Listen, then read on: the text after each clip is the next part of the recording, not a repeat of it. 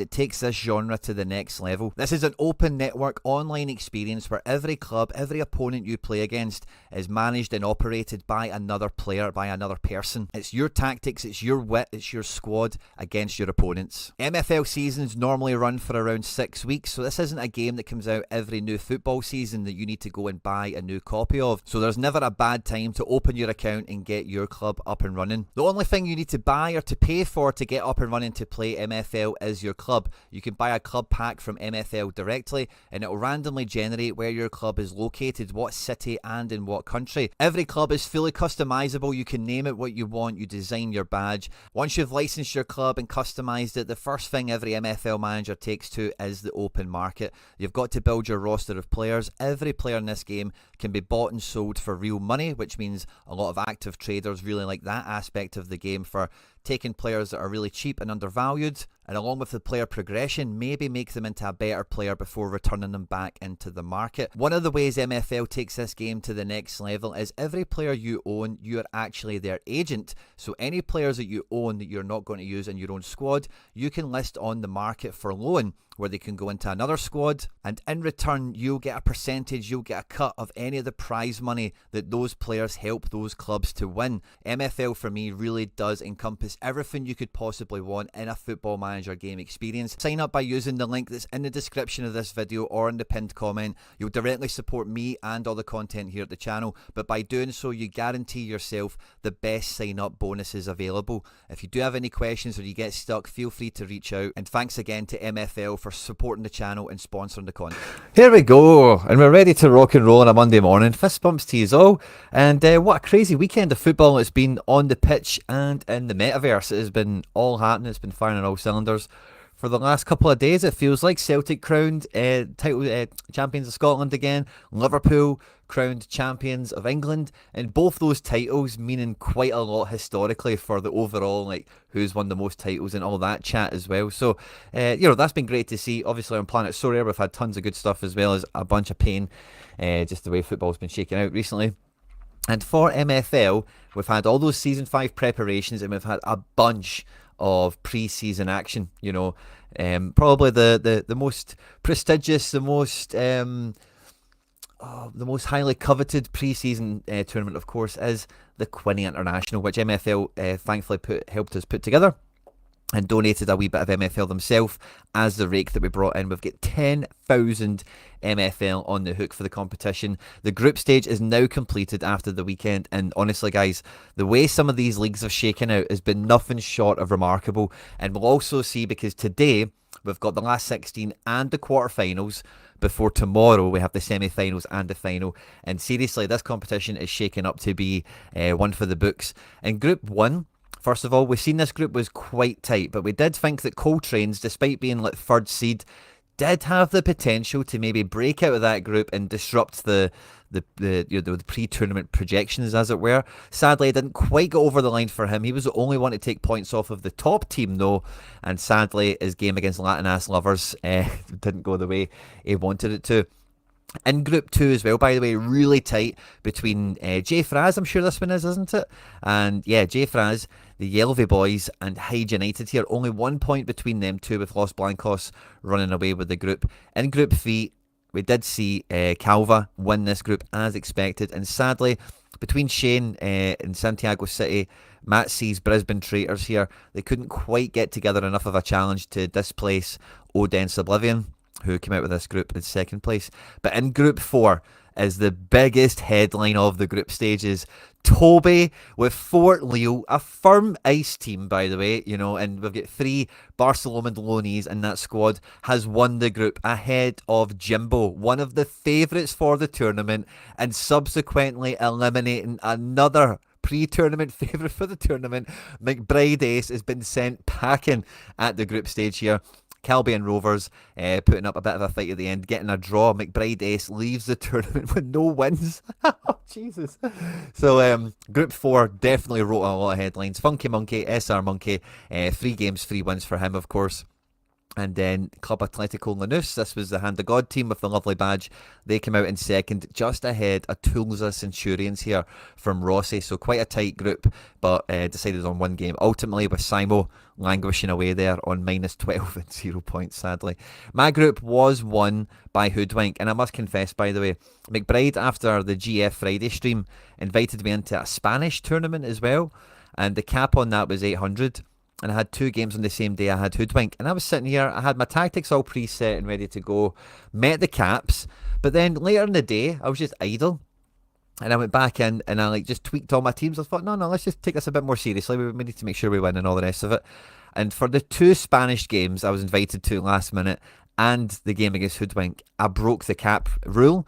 And I forfeited all the games 3-0, which was an absolute nightmare. So I had my last game against Houghton United, had to make sure we got the win. He actually went 1-0 up, but we ended up spanking him in the end and securing the second place. But yeah, Group 6 got a wee bit hairy towards the end there when I went 1-0 down in the last game. And then finally, we've got Group 7 and Group 8. Zurich Eagles coming out with 9 points. Olympic Mugiwara coming through with 6 as well, quite comfortably in the end. So that's Big T. And Zurich Eagles is ran by Anthony, so congratulations to you guys. Dun MFC, which I think is one of the tournament favourites. They've rinsed their league here with Gaffer Lewis and Tatos Wayne getting ahead of the Statos Scavengers. Rob C, I knew we knew that one. And this account I'm sure we know as well. Chaz, sadly, not really getting on the board either, but Wayne progresses to today's action. We've got the last 16 and we have the quarterfinals. Now, the last 16, we've got Wayne against Curidad de Oro, which was the team that won Group 1, which was quite a tight group. Again, one of the stronger teams. Los Blancos take on Olympic Mugiwara, so that's a top place team versus a second place team. And then it's the return match, me versus Calva. I had this game in the Rivals Cup in my first season, and he absolutely wiped the floor with me. We don't have Rocketman Nasser in our books. We are both limited to 850 cap, and this is going to be a real battle of the wits. Whoever comes out of the old Magos de Madrid derby, as it were, the return match between me and Calva, is going to take on the winner of Toby versus Atletico de Lanús, which is ran by, just since we had the match page on there, Cole. So I'm cheering for Toby in this one because I've booked us on, and if I don't get through, if Calva beats me, we'll be cancelling the stream, right, just to have it right with you all, and we'll come back for the finals and the semi-finals tomorrow night. But I want to beat Calva in the last 16, and I want to face Toby, because if it's me versus Toby for Monday Night Football, that will just be good banter, it'll be great fun. I'd love to have it. In either case, if I get through to the quarterfinals, we'll be live tonight to do that, of course. We've got Funky Monkey against Toby as well. Pardon me. We've got SR Monkey versus Jimbo. Just totally made a mess of that one, didn't I? We've then got Hoodwink against Odense Oblivion, Zurich Eagles against the Yelve Boys, J-Fraz will fancy his chances in that one, and Latin Ass Lovers against Dun MFC. And seeing Dun MFC along with Hoodwink on this side of the board here, that feels like well, let's see how it goes with SR Monkey and Jimbo, but I'm going to tip Hoodwink, I'm going to tip Dun MFC to make the semi-finals. On this side of the tree, I want it to be me, of course, and maybe Los Blancos are going to make it there, and it's going to be a return derby of Castilla versus FC Barcelona. But it's been a very exciting tournament so far. Top goal scoring table is over here, as well as the top assist makers and the best goalkeepers. It's been a great one. It's been a great one so far, and I'm very much looking forward to it. Season 5, but guys, is coming to a head, and I think it's just elapsed, right? But with the last of the Disney dollars that we accrued here, we just about got into, I must have bought the last one on the pack. It had 10 minutes available, and I bought a club that came with the player promo pack thing. Now, I'm not too sure if I'm going to open the club today, so I might just save that for a beginner video or something like that. But I'm going to run my own team. I'm going to run my own reserve team, my own backup team in Season 6. And I've came to that decision because when I look at my contracts I've got for this year, I'm not really motivated to sell many of my guys I've packed. The majority of packs I've had have been from your guys, signing up and going through the refer a friend thing and all the rest of it. And some of them are 3-4 seasons old, some of them have progressed. And as you can see here, we can't change it to attributes or anything like that on this page, but maybe this page is better. Yeah, there we go. This is exactly what I was looking at. So when I look at the amount of decent players I've got in Spark, and we know how good Spark is projected to be for this year, next year it might be a little bit weaker, but we've got enough of those kind of high 60s, low 60s in here as well. And then when we look at the amount of guys we've got in Ice, it's not that many, right? But we could certainly probably just blast through Spark with some of these guys, probably. And some of the guys that I'm not a first owner of, I'll probably sell off in this upcoming Season 5 to Season 6 turnover. Guys like Mooney and, guys that I've had a lot of fun with, I've enjoyed, but they're not pack guys. And I want to make the reserves those pack guys to go and farm MFL for me, because the percentages are all fine. That's our contract availability. If I look at their actual contract and look at rev share for them all, we've got some chunky ones in Spark and whatever, don't get me wrong. And that's funny because our biggest rev share is Spark and Silver, the bottom and top of the kind of range that we've loaned players into. But as I kind of look at the amount of players and see where they're averaging, I'm kind of like, do you know what? If I just had them together in a team myself, I'd probably have a lot more fun with it, and I'd probably coming out better for it ultimately as well. So I'll still be able to loan guys out and whatever, don't get me wrong. But I want to have our kind of reserve team. I want to have our kind of backup team where we can kind of bring through some talent that can feed into, hopefully, the FC Barcelona first team, although the standards they are lifting. But in any case, it just helps us bag more MFL to get more packs to get guys. I've recorded it, but we'll see when it comes out in a little video. But I did get a rare pack in the recent pack drop. So the rare pack it was like $159, and it had 3 players in it. And yeah, this thing here. So we got this, and we got basically one of each, so we didn't actually get any of those upgrades, those boosts that was in the pack, but we got a limited, we got an uncommon, and we got a rare. The rare, I'll kind of hold them to one side for the now, so we'll maybe speak about that in a little bit more detail later on. But I'm feeling pretty well set for Season 5 in terms of my actual squad.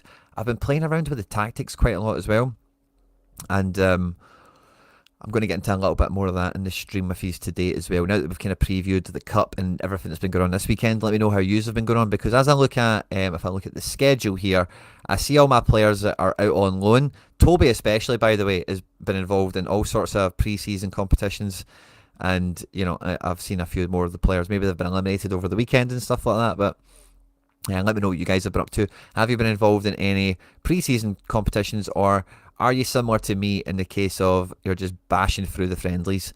And I was mentioning this kind of flippantly on one of the last kind of shows we did, but I'll kind of go into it in a bit more detail here, right? But as the seasons have went on, I've kind of found like good sparring partners of teams that have been in leagues with me and in cups that I've enjoyed kind of playing against. And because I've played against them in a competitive setting before, it then means when I come into friendlies and I'm trying out new players and new tactics, it gives me like a yardstick, gives me a really good gauge on how good the opposition is and what I'm expecting from the quality of team I've got. Is it better? Is it is it worse? Is it the same? That kind of thing. And look at the amount of friendlies I've got, and it's only against 3 opponents. I've kind of run on little cycles of trying to make sure against one team I can kind of tweak and optimize, depends on the situation. So I've got like FC Heat, I've got Castilla, and I've got Southern Fire. These are 3 teams that I often joust with quite a lot. And I think, I was quite split this year on how to do.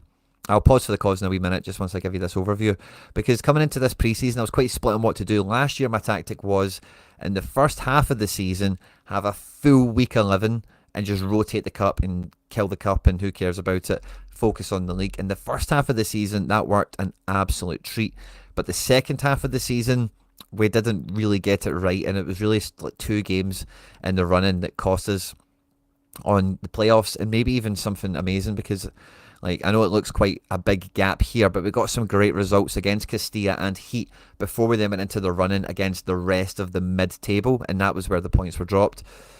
So this year I'm thinking that strategy was close to being quite optimal, but how do we make it a bit better? And I think the way we make it a bit better is by making the overall squad level a lot higher.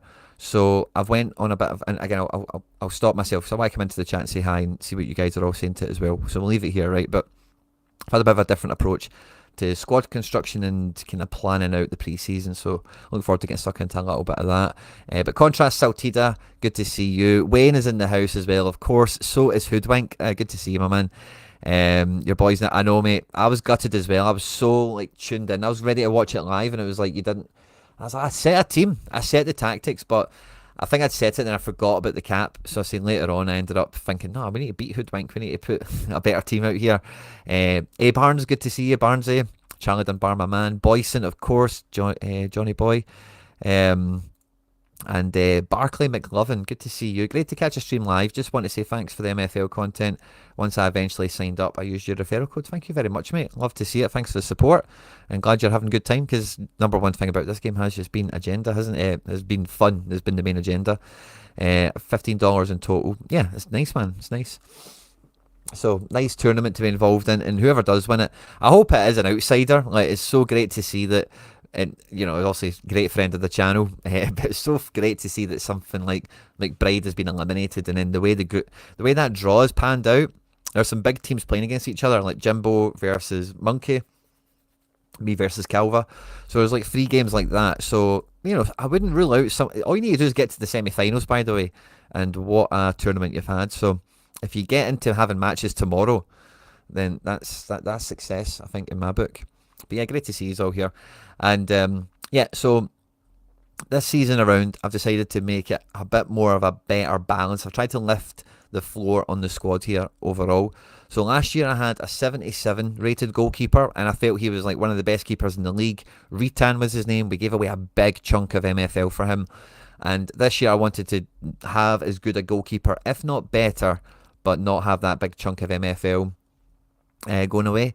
And I managed to pick up this guy, Christoph Hoffman, in the pre-season window. Now, I did a lot of my business dead early, because again, having 4 seasons under my belt, I know how difficult the market can be after that initial salvo of everyone's in the market and there's tons of action. Everything locks up because everyone wants to use the guys they've got for depth and for everything else. So I got him quite quick and quite early. In pre-season, to be honest with you, he's not felt as good as Ritan, which is weird because he's tall, he's like +3 better than him, and he's been playing at a really high level. I think I got him from the silver division, so quite excited for that. We'll keep Florek as still the number 2 until we get another Polish goalie in the building. And then with defence, Danilo Casas progressed massively last year, and we covered him quite well in the progression video we did. I think we dropped that on Saturday, so if you have not caught that, highly recommend it. We go into the white paper of player progression, and I've got a lot of examples in my club over 4 seasons and varying qualities of squads and different divisions, and seeing different actual progression in the same conditions, as it were, and how they all kind of shake out from one another. Casas is one of the heroes, of course.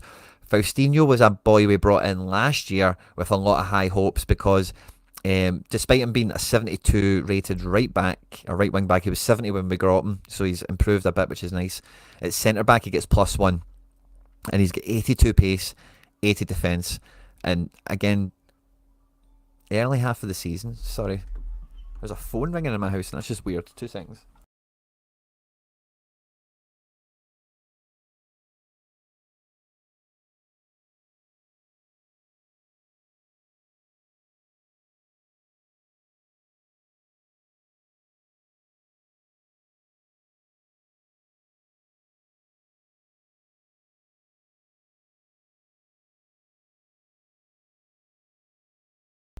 That was weird.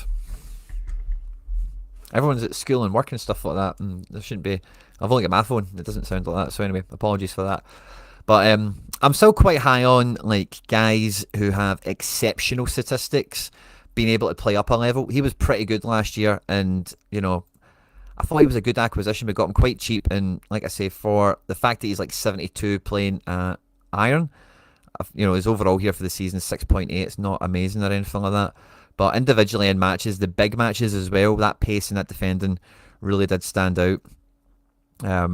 Where he did have good. It's weird how his average is so bad. I guess it's some of these outlier matches like the 4.7 that's really pulled it down. But overall, I thought he was really good.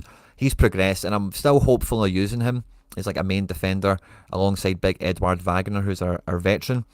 But I didn't have anyone in the club that was like backup ready, and I thought, as much as anything else, I wanted to make sure that the best defence was like top tier. We had a left back on loan last year after Bodnarenko was good at left back at this level, but it wasn't amazing. So we brought in this guy Trejo, a 78 rated 6-foot left back from Argentina, 84 defence. He's going to be kicking people up in the air. 76 passing, 77 pace, 70 physical. I find really important for fullbacks. And with him alongside Casas and the other centre backs, like I mentioned, I'm quite chuffed with that. But we've got 3 defenders in backup now, so I've got 1 centre back to rotate. Nice pace, nice defence, nice physical. The only things I had really is my criteria for it. 5'10" is not small. 26, still got room to move if he does improve, perhaps. And we can pick our moments to cycle the centre backs, as well as having Bodnarenko as the backup left back and Strobel, who we've brought in as backup right back. Decent pace, decent defending, amazing passing, and that just made me want to push the button on him at only 24. It makes me think that he could be a potential.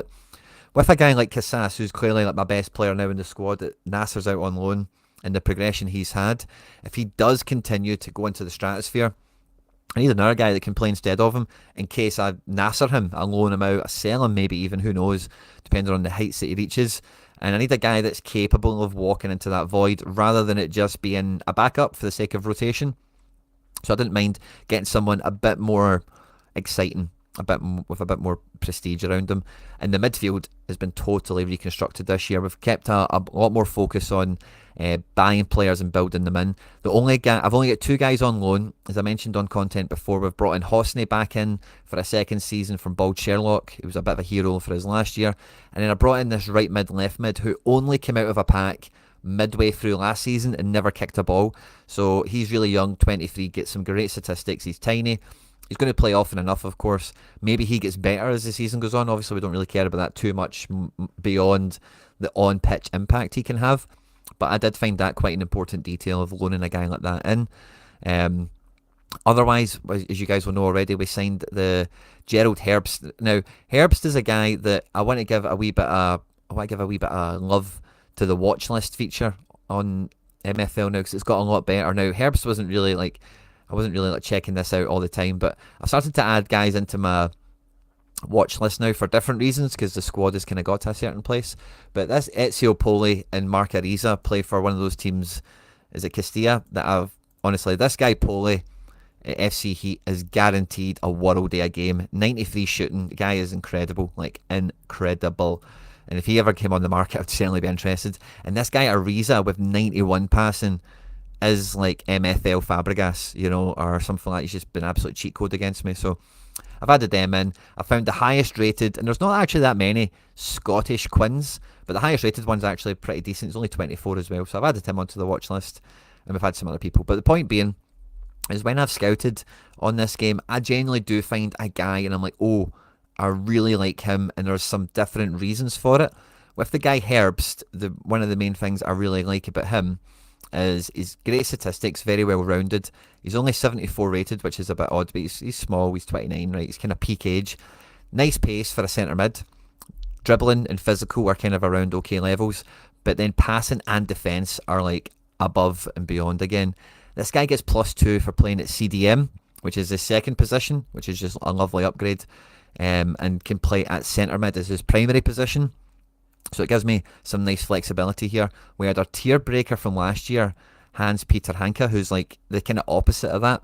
He's a CDM, goes in at centre mid, loses -2, I think, or something like that. Good defence, great physical, nice pace, nice passing, which is lovely. Tolentino will keep on for another year. Jorg Steffens just about creeps in, and he's one of the lowest rated players in the team, but I'm hoping he can continue to progress like he did last year. But we went out and we got this guy kind of on a bit of a whim. It was when all the Disney dollars were flying around, and I was like, I need a high level cam, attacking mid, a guy that can actually score goals and stuff like that. And I kind of rushed into this guy a little bit because I was so impressed with the pace, the dribbling and the passing, that I forgot 69 shooting. We can maybe just about get away with that.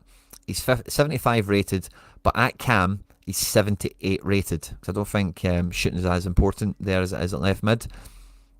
And so that's nice. He can play at left mid as a primary position, but his secondary position gets a massive boost, a massive upgrade as well, because of the pace and the dribbling and the passing and whatever. But that 69 shooting, I've got a feeling that might come back to haunt me again from what I've seen in pre-season from Clement Zalko there. And then I picked up this wee guy who was fun, and again, similar to a striker I'll show you in a minute, but when I was fishing through the statistics in the market, this guy attributes per pound or whatever was just way above and beyond everyone else that was available at that moment. 79 pace, 77 dribbling, shooting is 71 as well, which is great. 82 passing, can play basically all down the left, can also play a wee bit up front. And he's been a mild progressor. He's not been wild. And at only the age of 25, I think he's probably got a wee bit more to go.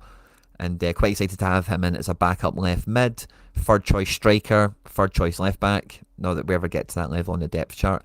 But then when I was going through all these friendlies, I could feel that there was something missing. I don't know what it was, but I could just feel there was something missing from the team level dynamic formation choices. I couldn't quite put my finger on it.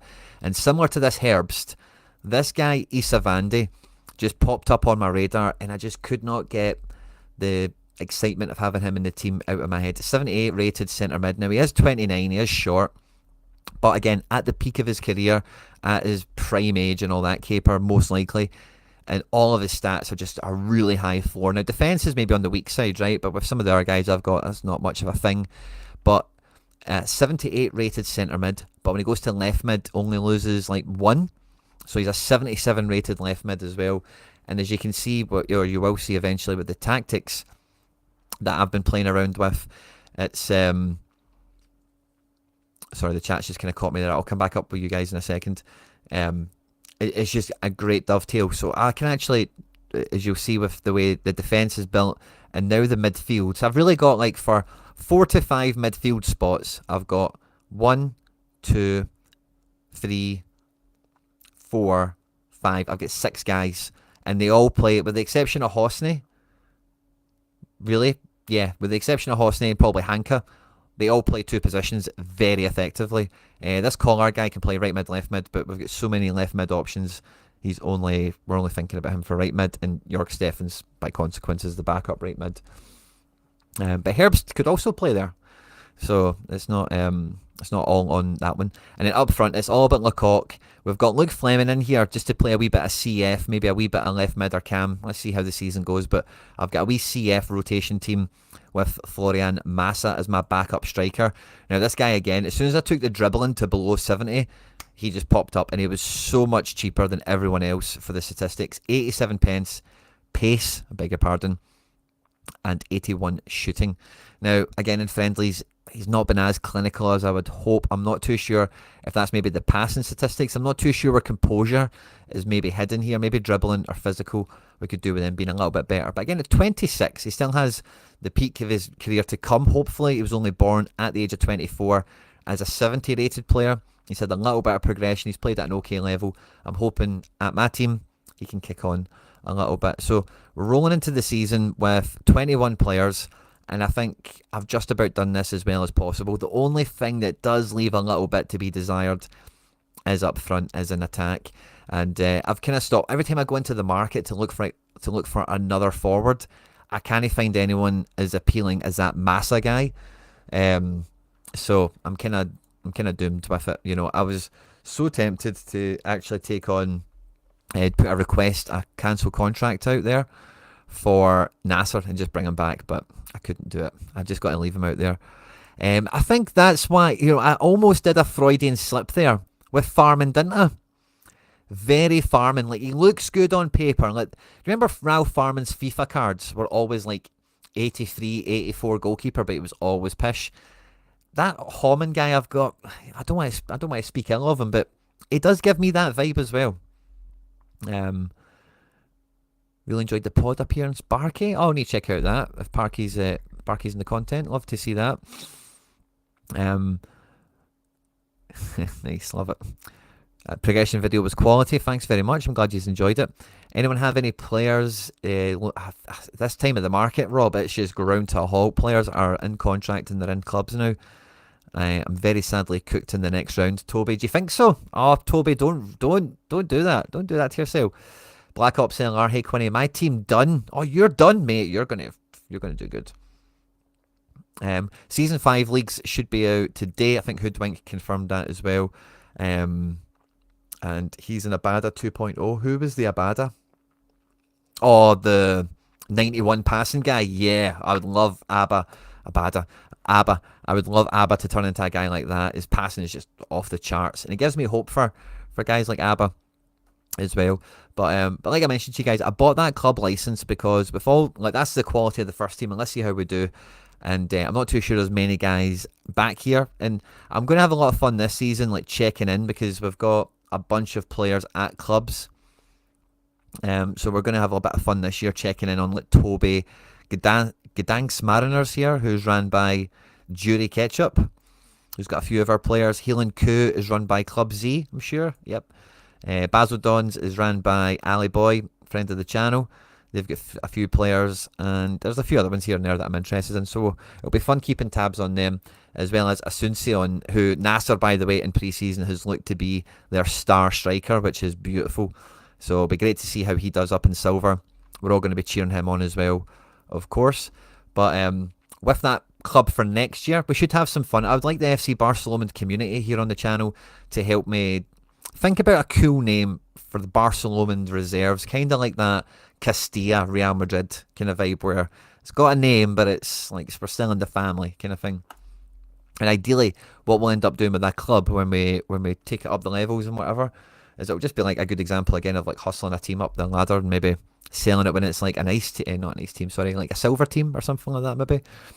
That's obviously seasons and seasons down the road. But we've got a wee starter pack because I bought that before the promotion ended. If any of you bought a club pack during the promotion, you'd have got this on top of any beginner bonuses as well.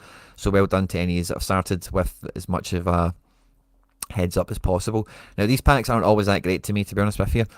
Somebody's asking for some loans, by the way. Who was it, Rob? We might have some cards for you here, buddy. I think there's 2 cards in this. I can't remember. But let's open it up and see if we get lucky. We want someone that's green or blue or purple. That would be brilliant, obviously, but we're expecting them to be white and yellow. The common cards and the limited cards, I think they're called.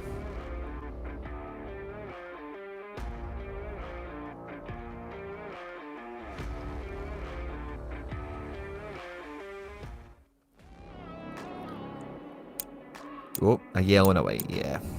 Yeah, we tease when you hover over. So let's see, who's our common guy? We want him to be young and tall. Mike Wall, another German. We get so many Germans out of packs. Hi, 45. Mike Wall. Let's see the tail of the tape. He's 19, so that gives us a bit of hope. And for a 45 rated guy, physical at 52 with dribbling 55, pace 59, makes me think that, yeah, he could have some potential. So that's nice to see. And then our limited, let's hope this is a good one. He's happy to be here. Again, young and tall. Oh, Czech Republic. Primasal Fisser. Right mid, 58. Again, I think Rob might be after this guy on loan potentially. Right mid, left mid, centre mid. That is gold, by the way. 23. And for 58 rated, exceptional stats are physical and dribbling. Passing is not too far behind shooting. Oh yeah, he's actually a pretty good 58 rated guy. That's exciting. At 23, we'll hopefully see some big progression in the next kind of 3-4 years, and we'll see what he's really made of. But hi, that's good. Quite happy with that. I like the Fisser guy. So I'm going to put them out available for loan, guys, if any are after them. The 45 guy, do we maybe just throw him into development? This was a question I got in the comment section recently, is like, who do you put into development? And for me, I've just kind of tried to put guys in it that are going to, like, could they get on loan? Yeah, they could, but who are they going to get on loan for? Guys that are going to get battered every week? Well, let's just maybe dingy that. I also actually bought my first 16-year-old this week as well. Plays left back, right back, which is just quite a valuable thing. And at 16 for a 48 rated player, 60 pace, 60 physical. Again, high, those kind of physical attributes in a young player. It's good to see, like we've seen there with the packed guys. So we've got so many Germans, by the way, that we've packed. We've probably got a full team of them. So this guy, I just pressed export CSV there by accident. This guy's probably not going to play every week and stuff. So I probably will development center this guy for the 4 seasons. And I think, like, if you're doing this, like I did it mid-season because they did it as a discount for a few of the players. Oh, I'm an idiot. But otherwise, I think if you're going to do it, you're doing it for the full time, really, to get the bonus out of it. The worse the player is as well, the lower their overall, the cheaper it is also. So I think we'll just throw him into development. But this guy, 58, he could play. He could play. So let's set some availability for this guy. I don't think I want him in Spark Ice. I think I only want him in Spark. Is he maybe a wee 5%? I think he's a wee 5% guy, isn't he? And we want him to play... I want him to play 15 games personally, but let's just go with 10. Just make it a wee bit more appealing, and we'll just see what offers come in there for Fisser. And yeah, league should be done today. Now, like I was mentioning, I've showed you how good the squad has been kind of built out. But as I've been going through and playing friendlies and all the rest of it, I'm not going to go into all of them in detail and kind of like show my hand, as it were. So I've still got teams to play and I don't want folks scouting me too hard. But as an example, I think that this is a team I'm going to try and use on some occasions. And, you know, the occasions I'm eyeing these teams up for is probably what I'll definitely keep close to my chest here. But this is like the best rated guys, essentially almost all on the pitch. Herbst gets that +2 in defensive mid. Zalco gets the +3 in cam. And then with Vandy filling in at left mid, Kolar right mid, first choice defence, +1 on Faustino.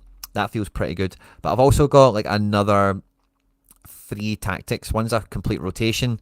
In case I do want to do that, if I know there's a cup game that's a dead rubber, I could just rotate like 9 of the guys around or whatever. And I've got that up my sleeve, and that's where I kind of want Fleming to maybe show and come into the fray here a little bit.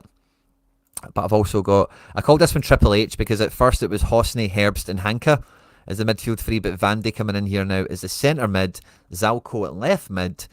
As you can see, like, it just opens up some different possibilities here. So I've got another one on top of that, and I had one I've just deleted, I've not been playing with. So when I'm setting like these formations, I might sit on this formation, and then as we're looking at the friendlies there, you've seen how many of them I had. I'll do like a whole series of playing like all 3 teams, and then maybe change the captain, tweak some of the some of the player instruction details, and then I'll play the same 3 teams again and go at it. And with one of the formations, I got into a really good spot where like Heat was only beating me from that Poli, if he was scoring a Mad Worldie. I was getting to the point where I was beating Castilla, I beat Heat, I beat Southern Fire, I kind of done the gauntlet as it were, and then I start changing and playing a different formation, and then I go through the same kind of process here, trying to work out how I'm doing. And I don't know what it was precisely. It might have been like, it might be one of these things where I call it the NEP statistic, right? But if we look at this game all the way back here, this would have been before Vandy, I suppose. Yeah. So if we look at this, I'm not sure if it's maybe this, we click on this tab here and you see the average for each position, 78, 76, 78.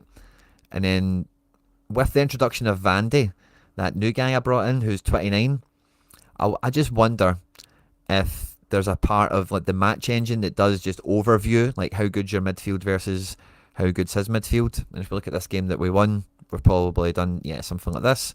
The Triple H midfield has now got a V in it rather than a third H, so apologies. I see a wee bit of love for the Triple H tactic. Yeah, it's 77 now. So yeah, that makes me wonder if there's just that little bit of taking it to that next level makes an overall impact on the team or something, despite the actual individual player stats, how that one shook out.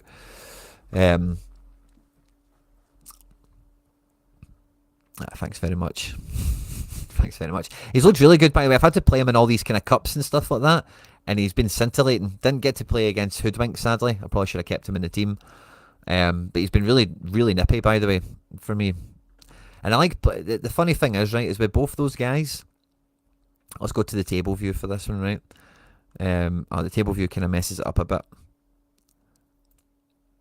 Oh, there we go, it fixes it. And then let's do attributes. So, Massey and Fleming are both rapid, 87 and 88. One of them's got great dribbling, which is Fleming, 88, the other guy doesn't. Both their passing's pretty mince, and then one of them's great at shooting. So between the two of them, I'm hoping that they can be a good kind of supplementary attack. You know, they can be kind of the plan B if I need to rest Lecoq and we play 2 strikers instead of 1. It's kind of how I'm thinking, and it's just pure pace, dribbling, finishing, just between the two of you, try and get in there and try and make it happen. So the pre-season tournament's been kind of fun for fleshing that out a little bit, as it were. And yeah, the Triple H was a lot of fun, by the way, and it started to get a lot of good signs, but it did just feel like one of the things, like McBride was scoffing at me when I was telling him the age of the guys I was buying. But if we look again, attributes, and then focus on shooting, That Vandy guy is the third best finisher at the team, you know. And if I didn't have him, the Zako, who's my other big player, and then Herbst are in the 60s for finishing. You know, I just needed somebody else. I needed another guy that was like pretty good at finishing, and I think that's a statistic overall my team is very light on. Again, if I look at pace, where does the pace come from in the team? Of the starters, we're looking at 2 players really that are that effective, and then a couple of guys on the kind of periphery just about. But I think like when you're getting guys like average ages went right up. If we look at the recent purchases, obviously everyone's got a year older anyway. But from Hanka, Bodnarenko, Holman, Tolentino, Vandy, Zatko, Herbst, Wagner, we've got guys now that should just be muscling teams. And if I'm playing a bunch of teams that are like 23s and 24s and stuff like that, I expect experience to kind of kick in a little bit here. Because I do think physical and energy, although it's like small differences, when you stack it up for the 11 players, like it's so important, I think, to cover every base, because these teams, these leagues are so tightly wound. And I don't know about you guys, but I'm ambitious. I want my team to win. I want my team to get promoted. We haven't won a league yet, and I think my hopes without Nasser are kind of diminished ever so slightly. But I'm also quite hopeful that the strength of those 2 teams that were in my league last year is kind of gone. And if there's just one team like that this year, and there's 2 playoff places up for grabs, it maybe just makes the whole thing a bit tighter. And you never know. I'm hopeful we can go and clinch a promotion as champions, because we've not done that yet.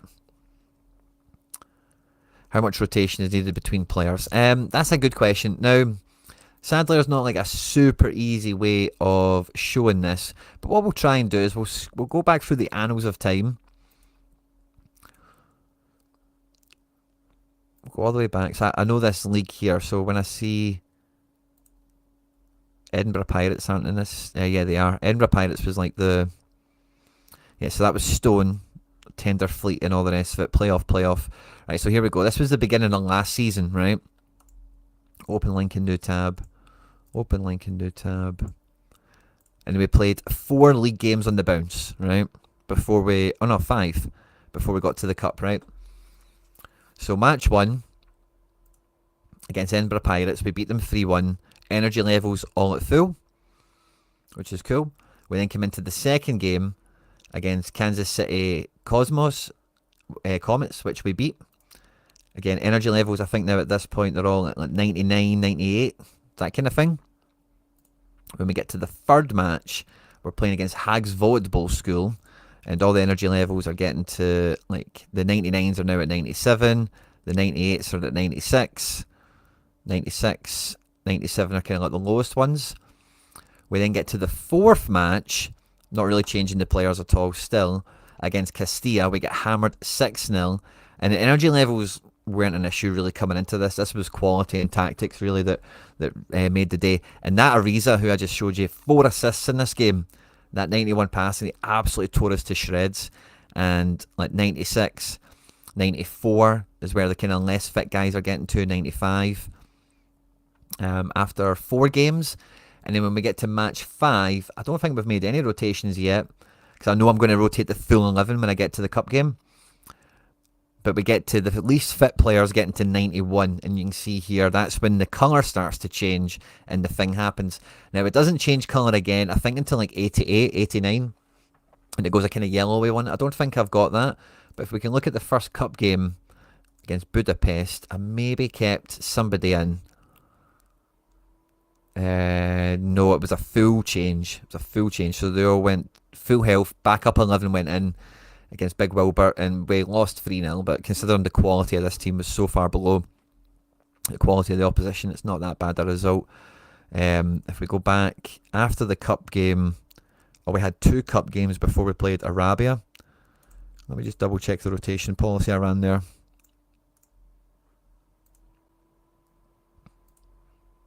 So this was the second cup game, which we played the same team twice over. So yeah, everyone should have been back fit and firing for the Al Arabiya game, which they were. Everyone was in full fitness. We won 5-0. And his team actually is maybe worth looking at here. Nah. I wonder about some of the opposition. Let's go back to that cup game. Nah. Let's go back to that cup game. Nah. Not really seeing any of that. And then after Arabia, we played like our 7th game of the season and we'd mixed in some players. We brought Abbott in to get a minute. Steffen's played this game as well. Hank gets sent off. We won 6-2. But yeah, it's not really there. So it looks like every kind of 4 or 5 games is when you're going to be wanting to rotate someone. And I don't think you want all of them kind of mounting up on each other. The second half of the season, it would be really hard for me to show this, but after I got eliminated from the Cup and I didn't have that flex to be able to just drop 11 for 11, it then became much more about picking my moments and making sure the best team were available for the best matches. And that was really where my season fell down, where Castilla smashed us again, but we drew with Heat, and that was a great result. And then we lost 1-0 to Edinburgh Pirates. We drew 0-0 with Algiers Avenir, 5-1 loss to Arabia, 1-0 loss to Kansas, 2-1 loss to Votes Bull School. So the reverse of what had happened in the first half of the season. And that was me trying to pick moments and swap the centre-back for this game, swap the centre-mid for that game, make sure they're all there for the big match. Kansas was a big match we optimised for. It didn't really work out for us. I've gone for a lot more experience this time as well. Yeah, I think I don't know. I think I've not seen enough of it to really have a strong opinion on consistency. But I just more want guys that are they're going to do what their statistics are expected to do. Barcelona, we're bringing through lots of young talent. We're doing that, but it's not the whole team. It's not the whole agency. We need to have a little bit of guys that can hit a little bit harder. And taking a bit of a discount on some of these guys, like that 16-year-old I bought was $27 or something like that. There's also a 16-year-old Lecoq available. It's like $48, which I'm quite tempted by, but the price I was getting some of those other guys at, and maybe the market's moved a little bit, but Vandy, we got him for $72, which I thought was a really good price for somebody like that. Who else did we... this probably isn't the activity feed that we want, is it? We probably want to go into my HQ. Strobel, the backup right back, $55. Like I said, we wanted to spend a wee bit more for a proper good, heir to the throne apparent. Trejo, $70 for the left back. Backup centre back, $29. Backup striker, $39. Grachowski, $55.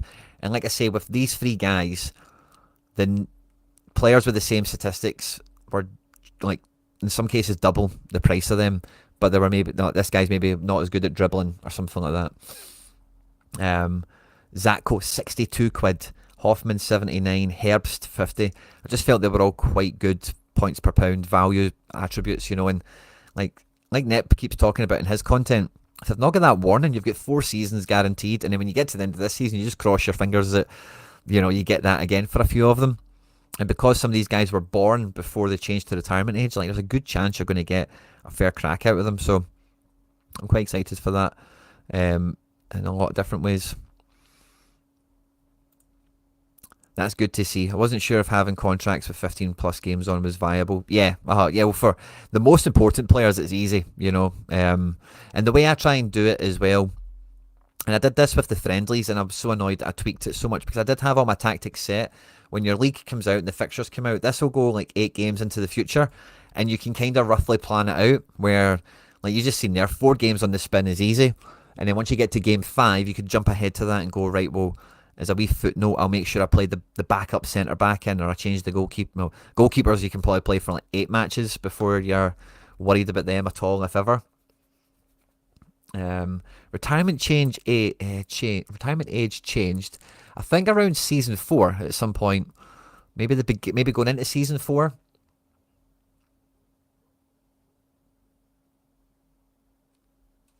Maybe need to check that out. I see Nep went and looked for it and he couldn't find it with these, so I'm not going to assume I can. If any of you guys can or know what it is, feel free to bring it into the comment section or the live chat if you're watching this live or after we've been on.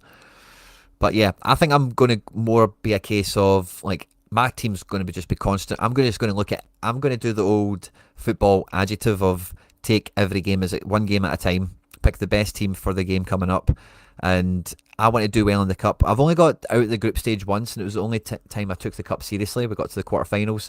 I would like to get a cup run on the go this year as well, and I'm going to take the group seriously. Now, if I can take the group seriously, then I will have, and this is something I would say for anyone in my position as well, is when we looked at that before, at the early stage of the season, that rotation, like that full 11 out for 11 in, did help, right? But it wasn't completely necessary at that time of the season.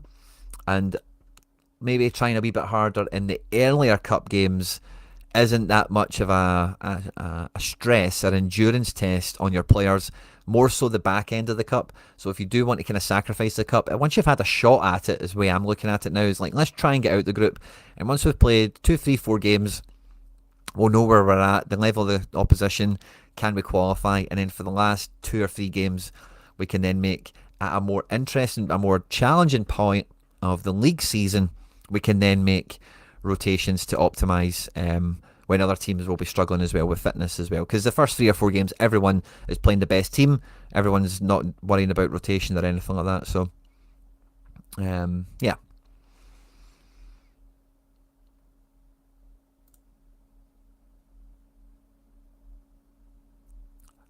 $77k player ID. Interesting. Love that detail, by the way. So let's see. Who is the oldest? It's probably going to be Wagner, isn't it? I know he was born before all that. Herbst. His ID is 41,000, so he's safe. He's got old retirement age. Zatko, 39,000. He's got old retirement age. Vandy, the same. So yeah. Lovely detail, by the way. That's lovely intel. Ooh. Our goalkeeper's on the bubble. I think the rest of the squad might be cool, by the way.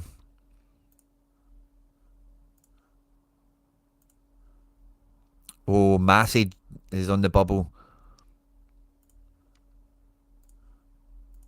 This is a fun detail, by the way. Grochowski, look at that. 5,000. He has an old card. Hosney. Oh, well done, Baldy. Lecoq. 60. Don't think he was going to be that high. And then Casasa, let's see him. Yeah, of course. He's easy. Nice. Love that detail. That is a close one. February 24th was when the changes were announced. Hoodwink. Yes, coming up with the goods. Yeah, so that what was that then? Yeah, that's mid-season 4. Or the beginning of season 4, maybe. March 8, yeah. Yeah, I think that's mid-season 4. So yeah, they must have done it in line with Spark and everything else, and they changed the scarcity arrangement. So yeah, I thought that'd have been around the same time, but we've got a date there. And we've got a thumbprint almost to kind of reference some cards by. So I love that, by the way. I think it was like before, if you've seen the progression video, you see like the peak age graph. There's the same kind of thing, but it's for retirement age. And before, I think it was it mainly between 34 and 36 was like the top of the bell curve. I think now the top of the bell curve is 32 to 34, so they brought retirement forward a little bit on average, but it's still like they can still play to their 38 or something. That's not off the cards. It's just the bell curve of the averages has been brought younger slightly. But yeah, just trying to think what other kind of pre-season-y thing I've been having fun with or developing to kind of go through with these at the moment.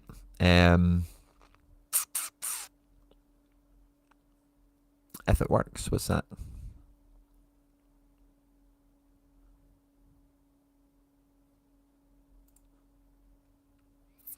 And yeah, I've got a feeling as soon as we stop going live, MFL are going to say the leagues are out.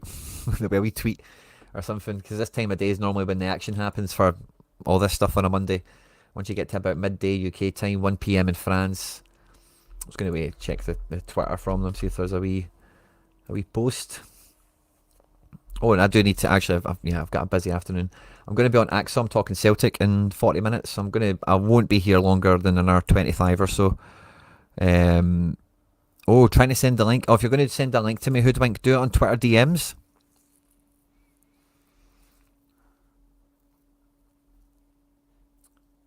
Oh, nice. Someone's announced their squad numbers. We need to do that for Barcelona, by the way.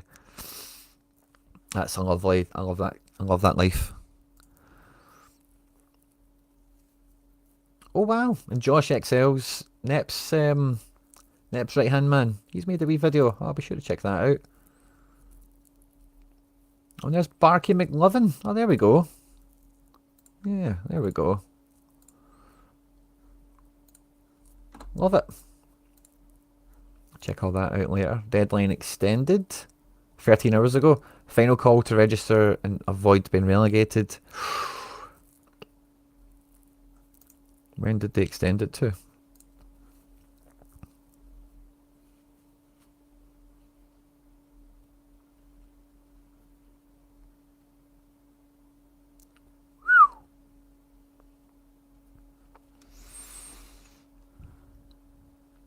Josh's video is brilliant. Ooh, look forward to catching it. Love a brilliant video.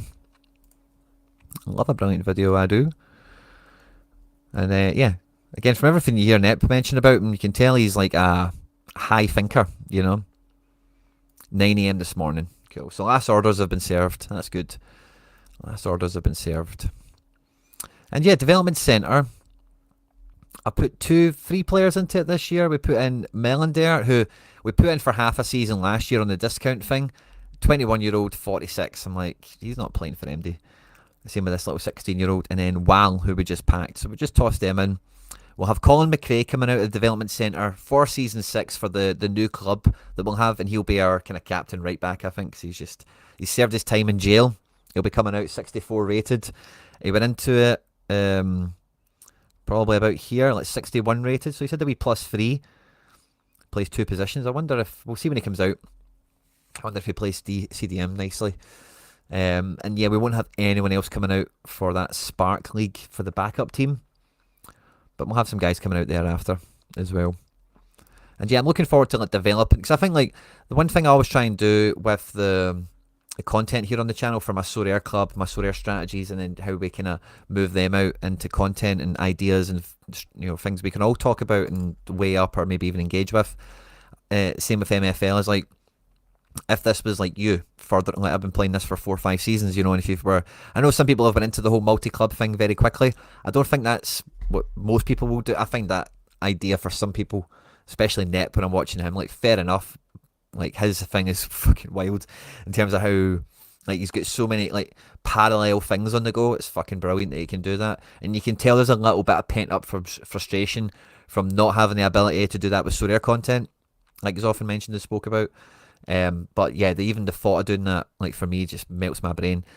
For me, I just want to really, like, I'm immersive. I want to be deep into, like, knowing my guys, and really, like, I'm only gonna, like, this Vandy, I mentioned him before, like, I just couldn't get him out of my mind. I had him in the watch list, and I was looking at other options and different solutions, and I'm like, this guy just centre mid, left mid, ticks all the boxes. Who cares that he's tiny and he's 29? He's got everything going for him.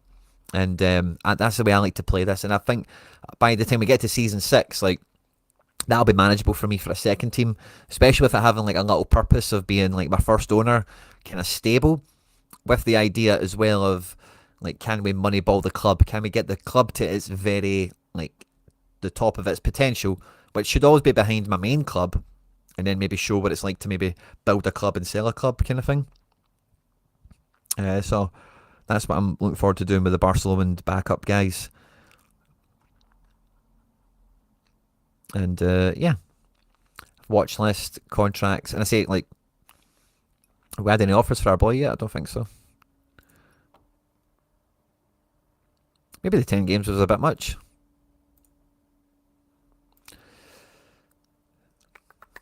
Yeah, we'll give it a couple of minutes. We'll give it till 12 and see if it comes out. I don't mind that. Let me know how you're feeling, guys. Like, Rob was chatting about how many players he's got and worried about rotation, or thinking ahead about rotation. So anything like that, guys, feel free to fire it out there. We can chew it over and we can discuss it. And yeah, I might end up throwing this Fisser guy into development, but I wouldn't want to put him in development for 4 years, or would I? I think he'd be better playing. Don't know, just got a wee funny feeling. Right mid, left mid, centre mid, that's great. Utility option there. Oh, you're buzzing about the Edinburgh squad. Well, Hoodwink, I'm gutted we never came face to face, mate. Honestly, like, I really feel crummy about that, because it was like, I set the team, I had the cap under wraps, and then I just got carried away later on. Like, no, I'm going to play this guy actually, or I'm not letting Hoodwink beat me, and I fucked the cap. It must have only been like 1 point, by the way, or something, because I've not got that strong a team. Oh, nice, Die Dickers, love that. Love that. Yeah. The pack drop was fun. I guess I'll show you it now on this if he's still here, waiting for this to pan in. But I got 3 cards in that pack drop. The base card I got was, or the limited one, the lowest rated one, was a guy called Ba. It was another German. Would you believe it? So we've got a whole back line of Germans, even all the way into defensive midfield, of guys we've packed, and then guys like Jörg Steffens as well, who play further up the pitch. We've got this guy Bar, who's on loan at Charlie, one of the only guys Charlie's rev sharing on. 73 dribbling for a 60 rated right back, 20 years of age. 51 passing isn't great, but 62 pace is lovely. Defence at 60. So really good fullback chops. And I'm hopeful after, like, how many games is Charlie on the hook for? I think it's 10 probably. As long as he gets his 10 games, that'll be great. And then the other guy we got was similar to, like, with the last guys we've packed out of reward packs, we got Yaguda Abba, who's becoming a bit of a legend for Toby, of course, here with his 80 passing, which is just a pure mad statistic for him. And Fleming, who went on loan for, was it Rob Hyde? Oh, David, I didn't see you. How'd you get on with Sorare this weekend? Forsberg. Oh, Forsberg was brutal, wasn't he? Yeah, everything was... I had, like, so many squads that were, like, 4 hot greens and 1 sandbag yellow. And so many like that. But Fleming, we showed him before. He's got 2 exceptional stats. And then the other green... So, to follow on that trend, the next green card I've won as a reward is Katsuyuki Kubo. And again, all his stats are really meh. He's 69 rated, 6'2", 26 years of age, but has 81 defence.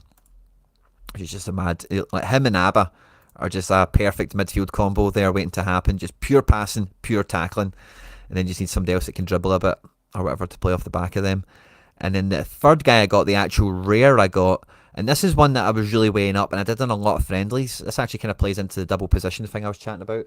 I got my first Scottish card out of a pack, and he's 77 rated, super high rated. Defence is mince at 37. Physical bums me out at 46. Passing at 66 isn't that great. But right-footed left winger, he's cutting in and shooting. He's got pace, he's got dribbling, he's got shooting. It looks really, really good. But I don't play left winger. And at centre mid, the handicap is like 14 or something. It goes down to like 63 rated. So the potential for me to rotate him in this season is just not there. But next year, when Nasser comes back, Harry Livingston is going to come back, and he's playing in a decent division on loan. He's in the Iron division, same as division I'm in, and he's like this guy's only left winger, I'm sure, basically. So I'll need a right winger for next year, and we'll bring in a new trifecta. We'll have Livingston, we'll have Nasser, and we'll have a new right winger. Hopefully the midfield and the defence can stay quite consistent, but that's maybe our only thing. Let's have a wee peek at right wingers.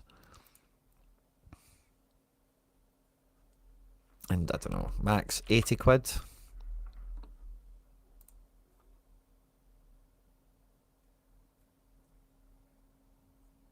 Ooh, got a wee Scotsman here. Pace, dribbling, passing, all good. Everything else is a bit mince. How old is he? 27. Right-footed, plays both sides. I wonder if he plays better on the left than he does on the right. We'll add him to the watch list if that's the case. And even that... I was going to say, even that versatility is good, but it's not really good because I'll probably play left mid and right mid for rotation. In any case, right wing's only -1. I don't mind that.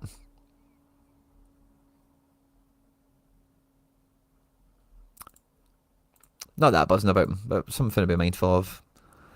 And then, yeah, can we change that pace to, let's say, 80? Let's change passing to 80. What do we get? Ooh, not many. 23-year-old here. 70. Yeah, so these ratings are just a bit too low. They've got massive outlier statistics. Let's change the passing to 75. Add passing at 70. 78 physical. We like this guy. 28, but some of you guys would squaff at that. Oh, his stats are lovely, by the way. We like him. Next season he'll be 29.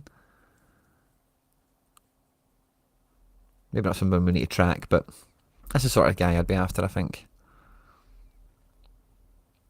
The chat's flying away, guys. Let me catch up with you, sorry.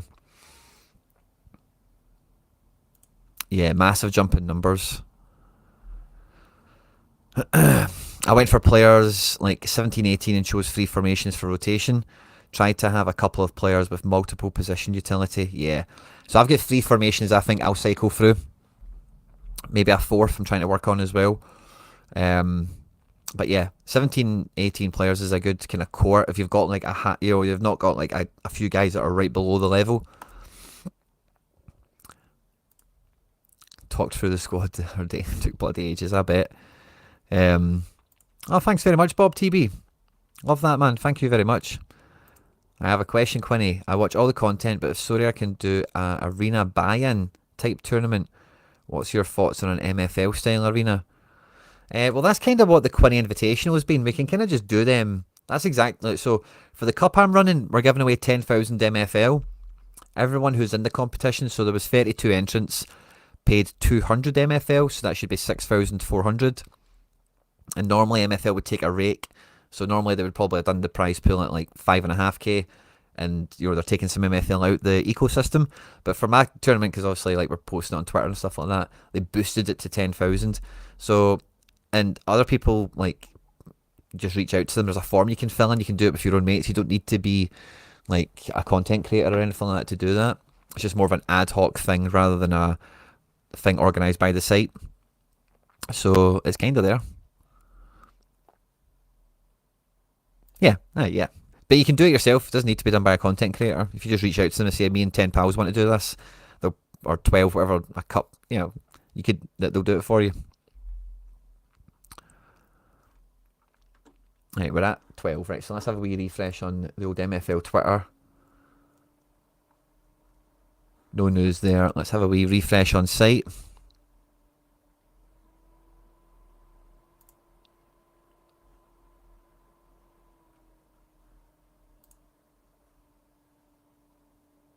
Yeah, still iron as we've seen it.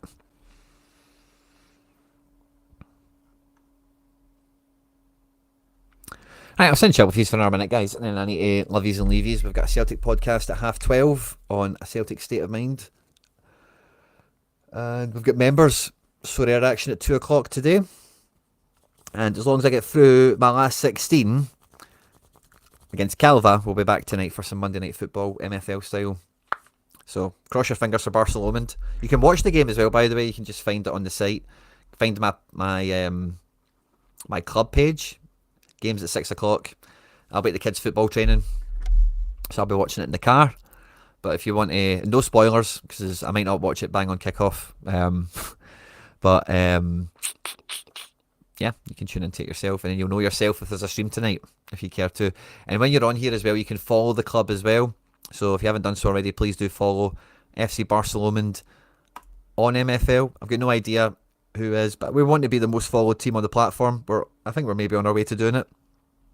Thanks to everyone that does follow us already, and please make sure to do so if you're ever on my page on site. Doesn't mean anything, doesn't change anything. It's just an FC Barcelona thing where we like to go for, I'm just trying to think if there's anything else to kind of talk through. I was quite happy with all the signings I made, points per pound, and I think there's a lot of value in doing your business early, but I do think this time next year I'm not going to do my outgoing business as early. I'm going to keep guys for rollover day.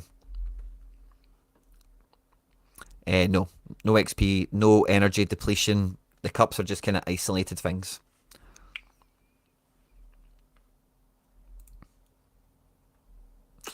Epic. Good luck for the season ahead. You too, mate. You too. And IMF Cup. Have I registered for this yet? I have.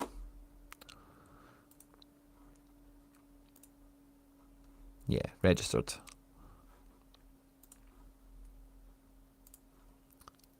Late Reggie's. Competition starts today at this time. Oh, I'm kind of half tempted now to hang on for another minute or two, but I do have 2 places to be. It's going to happen as soon as I end the stream, isn't it? You can just feel it. Oh, caramba.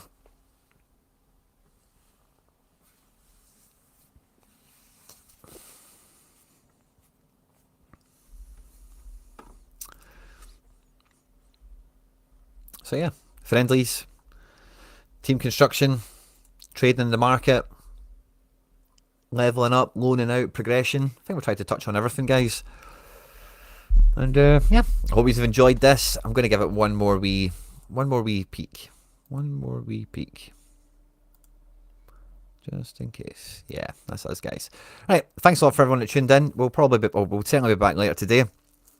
We should be back later on to do some MFL action as well. Cross our fingers and toes we take on Calva and we absolutely destroy them in the last 16 of the Quinny Invitational. Good luck to all you guys that have got knockout games as well. And thanks to everyone that did participate in the tournament. In any case, in the group stages, hopefully you've had a lot of fun. And yeah, Wednesday, Season 5 starts. It feels like FC Barcelona's pre-season prep is just about all done and dusted and we're ready to rock and roll. Let me know in the comment sections how you guys are set up for the season ahead. Stay out of trouble and I will catch you on the next one. Take care. Bye-bye.